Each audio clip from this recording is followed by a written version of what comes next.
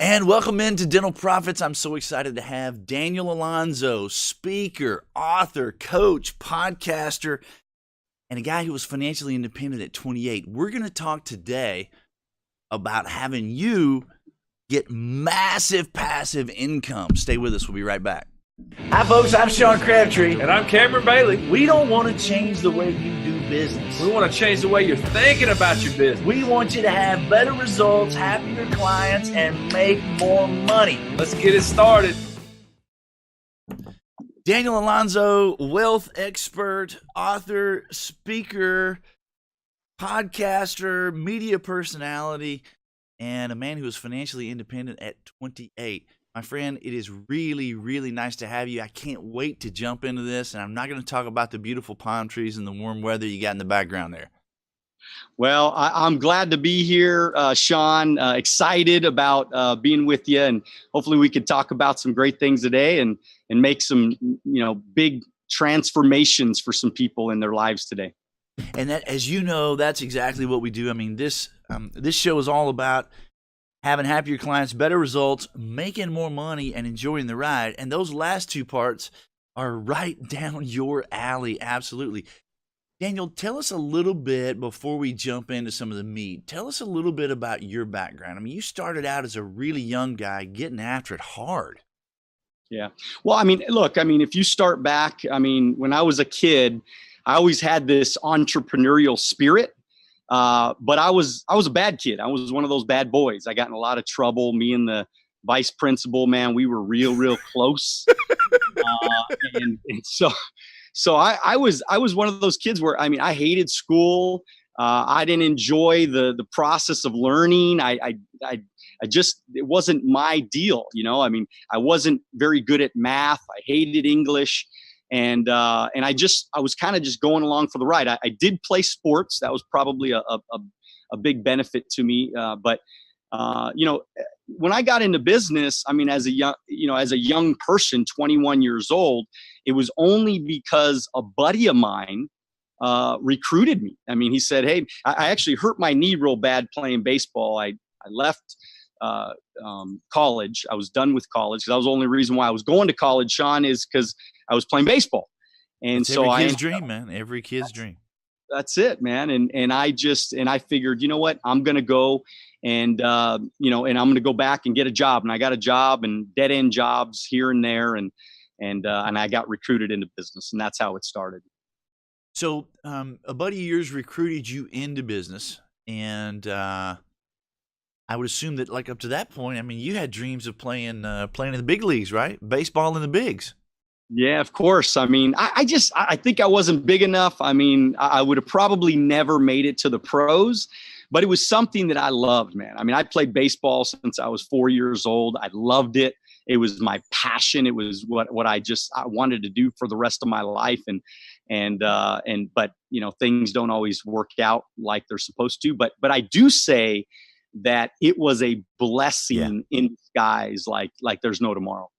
And how many times, you and I have a lot, some similarities in our background in terms of what we do. How many times have you run into successful people who have that kind of blessing in their lives? I took a 12 gauge to the head from about 40 yards many years ago in a hunting accident, and got a life flight, and spent some time in the trauma center and had a bunch of surgeries. And I got to tell you, for me, it was the greatest thing. It was that was a turning point in my life, a total point of clarity and a blessing. And how many times do you run into that in people that you see that are successful? Yeah, no, it's crazy. When you're explaining that, the first thing I thought about was I took a 90-mile-an-hour baseball to the side of the face. Wow. So that was definitely an eye-opening moment. But you see that. You see that all the time. People and I think entrepreneurs, I don't know, man. Maybe I don't know if I'm right or not, but I just know that us entrepreneurs, man, we go through a lot of shit, man. We go through our share of stuff that, we get beat up, and we get thrown around, and a lot of us maybe weren't always doing what society wanted us to do, and I think that's a part of why we become successful. No, I agree with you. There's a little bit of a rebel, I think, in every entrepreneur. So Daniel, how did you go from having that passion to baseball? And I picked up on what you said. You weren't. I was a little bit like that too. You weren't really engaged in learning and so forth. But of course, now you're completely 360 on all of that. So what happened where you took the passion that you had for baseball, the lack of passion that you had for learning, and turned it into a serious passion for business and a lifelong learning? Yeah, I had an aunt that she ran a multi-million-dollar real estate firm. And matter of fact, she was in the 90s. She was number one for that company for all of the 90s. And she actually got invited to do Anthony Robbins's infomercial. So in the 90s, she was one of the success stories in his infomercial. Awesome. And so, but I didn't really have a strong relationship. She was kind of like on another side of the family that we didn't spend a lot of time with. And so the day I got into business, the first thing I did, and I don't know why I knew to do this, but the first thing I did is I said, I'm going to go talk to the most successful person that I know. So you reached out to your aunt. I reached out to her. She was like a second cousin or something. I mean, she was a far off, like never really had a relationship. So I call her up and she's like, yeah, let's go get a bite to eat. And it was like 11 o'clock at night because she was in real estate and she worked from, sun up to sundown. Right. Hard worker. I mean, she, became one of my serious mentors in my life, but she took me to an Anthony Robbins seminar. Awesome. And I swear to you, Sean, that was a massive turning point for me understanding my mind, how it works and why it's so important to really get educated. Awesome. I worked with Tony for many years. I have a lot of respect for what he has going on. It was a joy to get to work with him. So tell us a little bit about how, you talk about a lot about massive passive income. So you've accomplished that. I mean, you're you look like you're 29, but you're actually, which is a good thing, my friend. When you're 60, that'll be even better. But no, you're not that young. You started out as a young guy. What are you, like 40 something, right? 43. Yep. 43. You look great for 43, my friend. So you're 43 years old, but at 28, I mean, you were essentially, you crossed the line, right? That's it. I went into business at 21. By the time I was 28, I had $1 million saved. And how'd you do that, man? How did you? Because the people that are listening to this are going, seriously, man? Come on. How'd you do that? So first of all, the first step is you got to build a process. And so what I did when I went into business, I watched everybody. And by the way, I learned from all the shit that everybody was doing wrong. I looked at people and I watched them and I looked at them and I noticed that they always showed up late. They were always making excuses. They never did what they said they were going to do. And they didn't work hard. They didn't get results. They didn't have a process. They didn't have a system. And I'm like, and some of these people were making some money. They were making some serious cash. And, I came in, I was making $7 an hour at 21. And I said to myself, wait a minute, there's gotta be a better way. And so I really, really worked hard at building a system and a process. So, because for me, I was never a very good student. So I wasn't a very good learner. And I probably not been recognized in my life as having the greatest memory. So, they were teaching me and they were saying, hey, you got this yellow legal pad and then you just got to memorize all these words and this is your presentation to tell all the, your clients. And I'm like, I can't remember all that crap, Wow. And so I knew that there was a better way. So I systematized my process, what to say, how to say it, when to say it, in almost like painting by numbers. Mm-hmm. And then I just got nuts on duplicating it. I recruited and trained, and everything was about duplication. So when I would get results, Sean, I would immediately teach my top guys in my business, I would teach them exactly what I was doing. Like anytime something great I got to recruit, I got to sell. And I would teach them word for word. I would call them late at night. Sometimes I'd call them at 10 o'clock after an appointment. I'd go, hey, you got 20 minutes? Boom. And I would just train them. Word for word. This is what I did. This is how I got the appointment. This is how I got the prospect. This is what I did specifically. Because everybody wants to motivate you. But I taught people specifically what to do. And then so I got a bunch of competent people. I got a bunch of, men and women that were as good as me, and some of them were even better than me. And I just kept training them, and then of course the duplication just started happening. You said two major things there, and I think as entrepreneurs, we one of the things I've learned about myself and people who are entrepreneurial minded is they're about going after it, man. They're just solely always laser focused on going after it. Sometimes to the point where you're going after so many things at once that you're almost too you're not narrowly focused enough, right? You got too many things that you're throwing at the wall. Learning from the mistakes of others, I think, is something that, at least from my perspective, is a huge lesson. I've always tried to do that, but then the entrepreneurial piece comes out of me, and sometimes you just go headstrong into it, regardless of what you think. So that's a huge lesson. And when you say that, you weren't necessarily as a young guy really into learning, I mean, that alone, Daniel, I think separates you. Being willing to learn from the mistakes of others and noticing that. The other big thing you said, though, I think is something that we deal with clients all the time on. You can't be so focused on doing it that you don't slow down enough to think about the process of getting it done. What is it Gerber talks about, tactically versus strategically. And I think great entrepreneurs put an equal focus on the strategy, the teachability of the strategy, the process, as you say, the duplication. Man, that's where it lives. Is that the biggest piece of advice that you would think that our entrepreneurs need to hear? Is the duplication and the process? I think it's duplication. It's the process and then duplication. It's systematizing everything that you're doing. So it becomes, I always like to talk about McDonald's. I mean, everything that McDonald's does, it's systematized. I mean, you can have a 16-year-old run a multi-million-dollar, business because they are, they've systematized everything. I worked for Disneyland when I was 16 years old, 16, 17, and 18, kind of off and on. I was a float driver actually, but I worked kind of seasonally.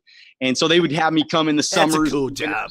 Like that. Yeah. I mean, I was the one driving down Main Street, but the day you get hired in Disney, they indoctrinate you, man. They stick you in a room for 8 hours and they play, Walt Disney movies and all these videos telling you the greatness of and then they walk you around the whole park and they tell you about all the little things, I mean, a lot of people don't know that when you're walking down Main Street and you smell all the chocolate and all the smell, it's all purposely done. Right. I mean, they are bringing you in. Right. And so, but it's all a process. Every single day they repeat. They don't get bored. I tell people all the time, Sean, don't get bored of the boring things. The boring things make you rich. Good advice. And that's and so I took that. And so what I did, Sean, is I took that information, I duplicated like crazy, and I started building a lot of successful people. So that in turn made me a lot of money. So I was, within a couple of years, I was making $100,000 a year. And then I, started making 200 and 300 and 400 and 500. And then, but during that period of time from 21 to 28, what did I also do? I looked at all the mistakes of most people. What do? When they start making money, what do? They go blow it. They spend it. right? You're making 300 grand. If somebody's making 300 grand, what do you think they're doing? They're driving a nice Mercedes. They're living in $1 million home. They're just, all that stuff. So what I did at 24, I started making over 100 grand.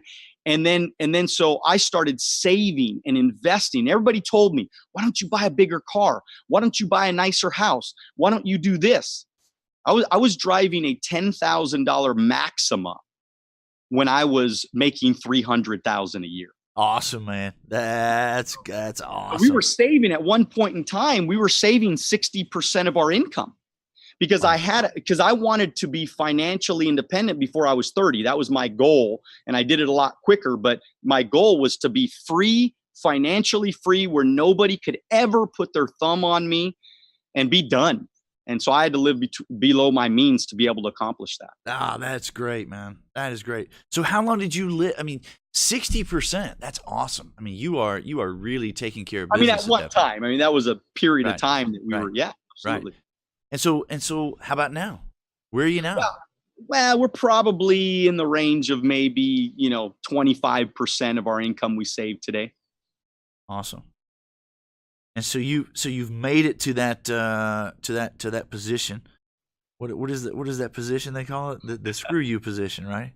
Yeah. Well, hey, look, so I got financially independent at 28, and then I just kept saving, man. And it's become a habit. See, saving and investing your money becomes a habit.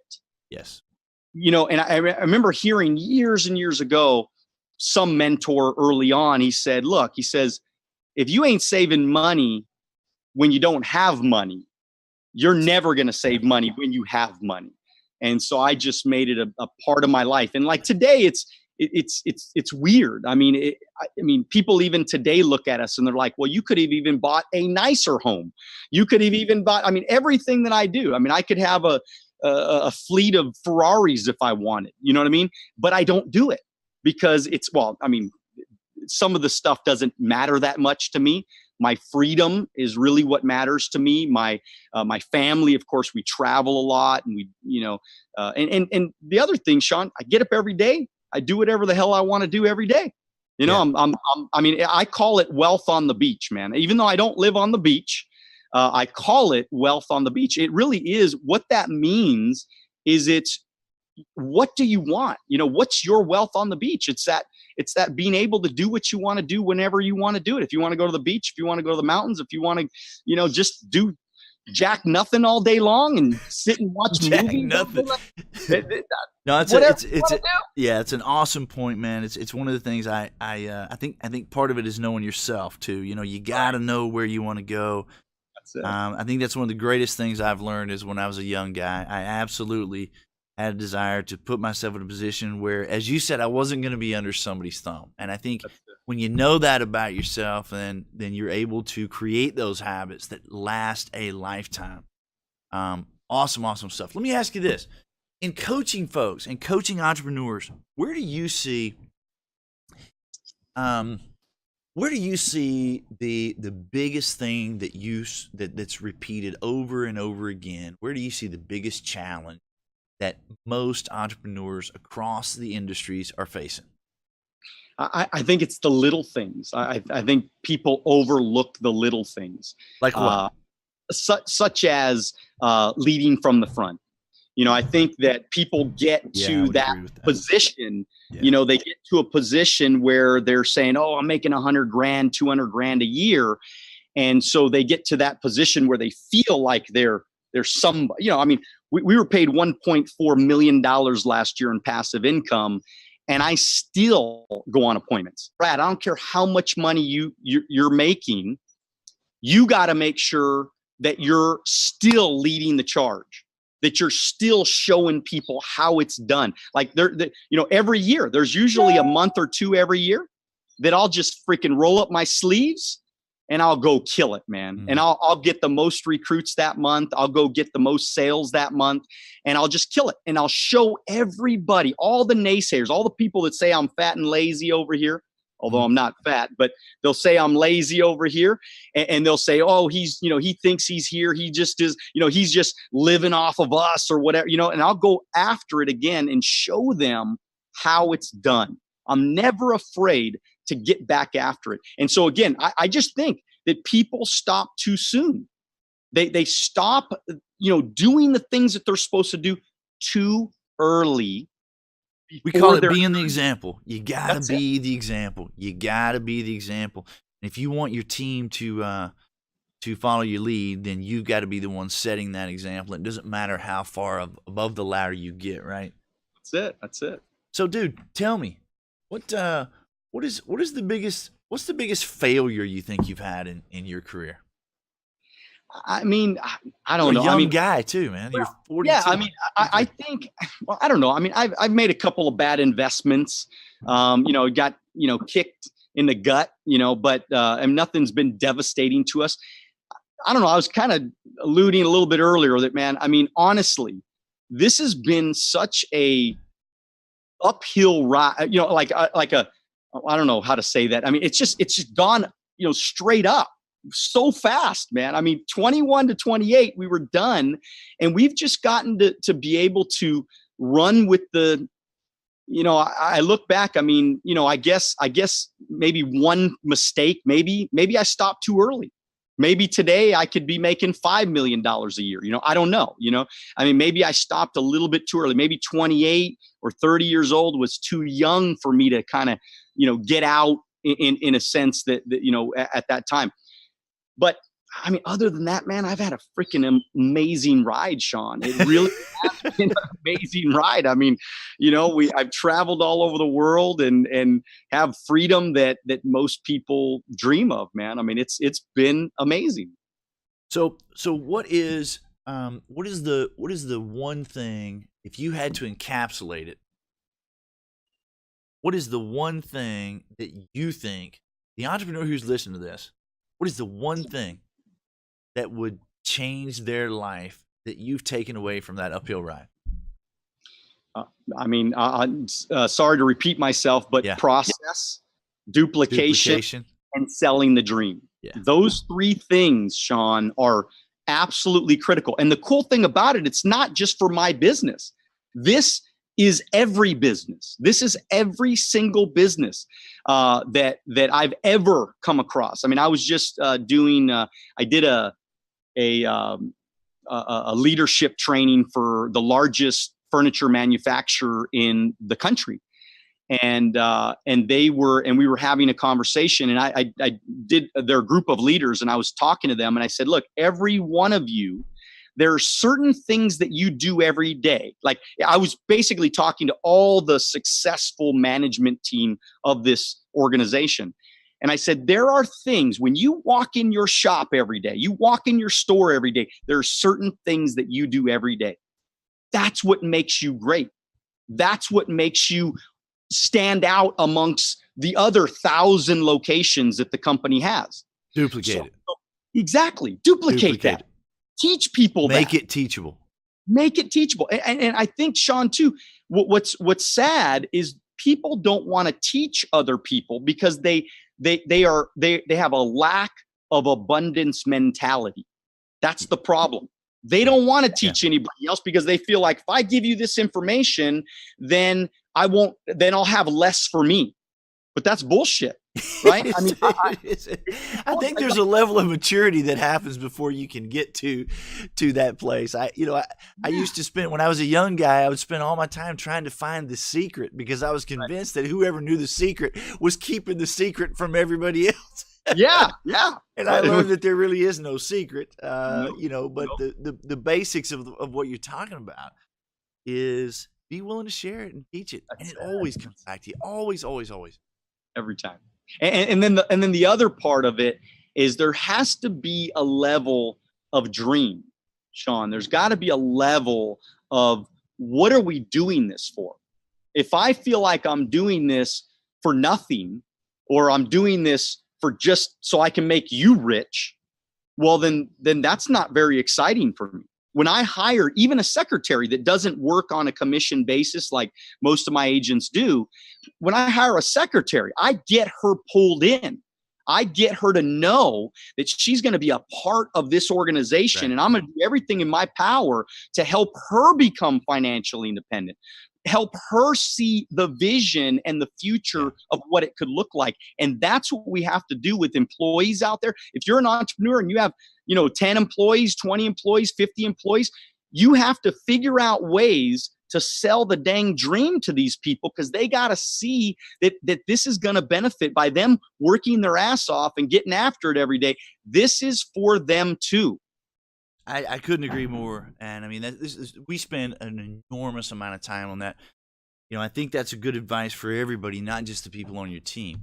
If you, as the captain of the ship, are focused on the dream and the bigger picture and the vision and the overall of where you're trying to go, it also puts you in a position to be able to focus on the systematic, the duplication, the process.